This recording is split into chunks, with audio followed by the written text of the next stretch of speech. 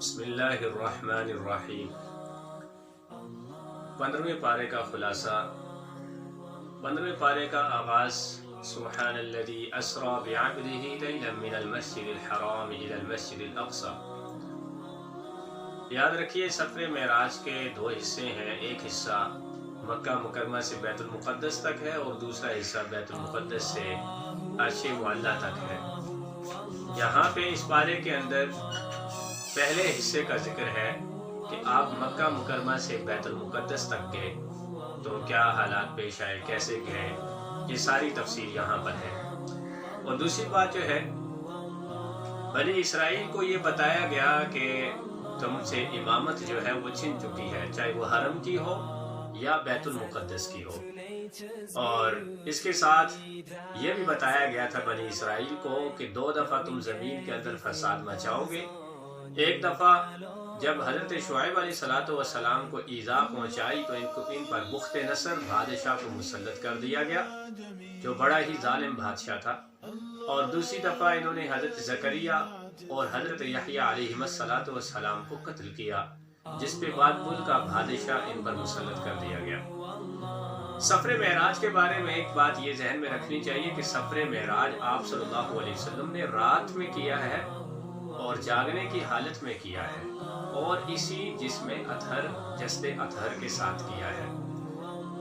سفر معراج سے بہت ساری باتیں ہمیں سمجھ میں آتی ہیں، وہ یہاں پہ مقصود نہیں ہے۔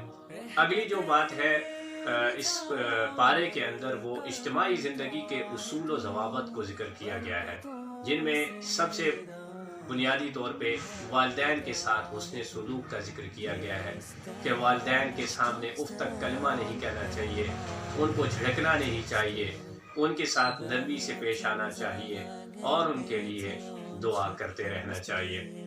اجتماعی زندگی کے مختلف اصول و ضوابط ذکر کرنے کے بعد جو ہے وہ اس بات کا ذکر ہے کہ آخر میں یہود نے سوال کیا، یسألونک عن الروح، روح کے بارے میں سوال کیا، تو بتایا گیا کہ قل الروح من امر ربی، کہ روح اللہ تعالیٰ کا ایک امر ہے، لہذا اس میں زیادہ تحقیق میں نہیں پڑنا چاہیے۔ جو مقصد زندگی ہے انسان کو عطا کرنے کا، اس کو سمجھنا چاہیے۔ اس کے بعد سورہ کہف کا آغاز ہوتا ہے۔ سورہ کہف کا شان نزول کچھ اس طرح سے ہے کہ یہود نے یا مشرکین نے یہود سے سوال کر کے، یا یہود نے مشرکین سے کہا تو مشرکین نے نبی پاک صلی اللہ علیہ وسلم کے سامنے آ کر سوال کیا کہ یا رسول اللہ محمد بتائیے کہ روح کیا ہے، اور دوسرا سوال یہ کیا کہ یہ بتائیے کہ ذوالقرنین کون تھا، اور تیسرا یہ کہ اصحاب کہف کون تھے۔ آپ صلی اللہ علیہ وسلم نے فرمایا کہ میں کل بتاؤں گا، کیونکہ پتہ نہیں تھا۔ اور یہاں سے ہمیں یہ بات پتہ چلی کہ جب تک نبی صلی اللہ علیہ وسلم کو اللہ نہ بتائیں تو ان کو پتہ نہیں چلتا، اور جب اللہ بتائیں تو وہ ہر بات بتا دیتے ہیں۔ یوں آپ نے اگلے دن بھی یوں ہی کہا، اس سے اگلے دن بھی یوں کہا، 17 دن تک وہی بند رہی۔ اس کے بعد جو ہے وہی نازل ہوئی، تو یہ اللہ تعالیٰ نے وَلَا تَقُولَنَّ لِشَيْءٍ إِنِّي فَاعِلٌ ذَلِكَ غَدًا إِلَّا أَن يَشَاءَ اللَّهُ، یعنی کہ جب بھی اے پیغمبر آپ یہ کہہ دیتے کہ انشاءاللہ میں کل بتاؤں گا، تو لازماً آپ کل بتا پاتے۔ یعنی یہاں پہ اس میں ہمیں یہ سبق دیا گیا ہے کہ جب بھی ہمیں کوئی کام کرنے کا ارادہ ہو آگے حال میں، مستقبل میں، تو ہمیں یہ کہہ دینا چاہیے کہ انشاءاللہ، یعنی اگر اللہ نے چاہا تو یہ کام ہوگا۔ دوسرا جو ہے اصحاب کہف کے بارے میں ہے کہ یہ غار والے تھے، اور انہوں نے جو ہے وہ توحید کا علم جو ہے وہ بلند کیا۔ اس وقت بادشاہ کافر تھا، اس نے ان پر ظلم کیے، ان کو قتل کرنے کا ارادہ کیا۔ یہ وہاں سے بھاگنے کے لیے غار میں پناہ لی، اور 309 سال تک جو ہے وہ اللہ نے ان کو سلائے رکھا۔ اس واقعے سے یہ بات سمجھ میں آتی ہے یہ کیوں اللہ نے سلایا۔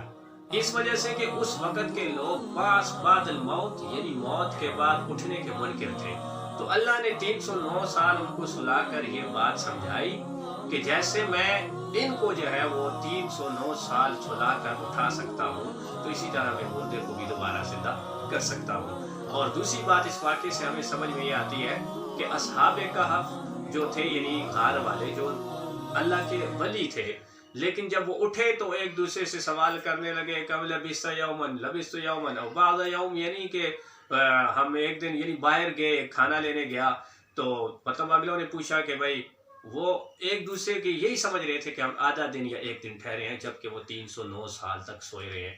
تو پتہ چلا کہ ولی بھی جو ہوتا ہے وہ بھی عالم الغیب نہیں ہوتا، اللہ اس کو کسی طریقے سے خبر دے دے وہ الگ بات ہے، لیکن ڈائریکٹ جو ہے ولی بھی جو ہے کسی بات کا بتا نہیں سکتا۔ اس میں ہمیں اس بات کی تعلیم دی گئی ہے۔ دو باغ والوں کا قصہ ہے کہ ایک کا باغ تھا اور ایک جو ہے مطلب فراوانی اللہ نے دی تھی، تو ایک نے شکر ادا کیا تو اللہ نے اس کے باغ کو بچا کے رکھا، دوسرے نے شکر ادا نہیں کیا، ماشاءاللہ نہیں کہا، بلکہ کہا کہ بھئی یہ میری محنت ہے، میری کمائی ہے۔ جیسے آج کل ہم کہتے ہیں کہ میری کمائی ہے، ساتھ میں ہم ماشاءاللہ نہیں کہتے، تو ہمیں ماشاءاللہ کہہ دینے سے جو ہے وہ چیز نقصان سے بچ جاتی ہے۔ اسی وجہ سے کہا گیا کہ آپ کو جب کوئی چیز اچھی لگے تو آپ کو چاہیے کہ اس پہ ماشاءاللہ کہیں۔ اس آخر میں جو ہے وہ حضرت موسیٰ علیہ السلام اور حضرت خضر علیہ السلام کا واقعہ ہے، وہ انشاءاللہ جو ہے وہ 16ویں پارے کے آغاز میں جو ہے وہ اس کو ملا کر جو ہے وہ پیش کیا جائے گا۔ وآخر دعوانا الحمدللہ رب العالمین۔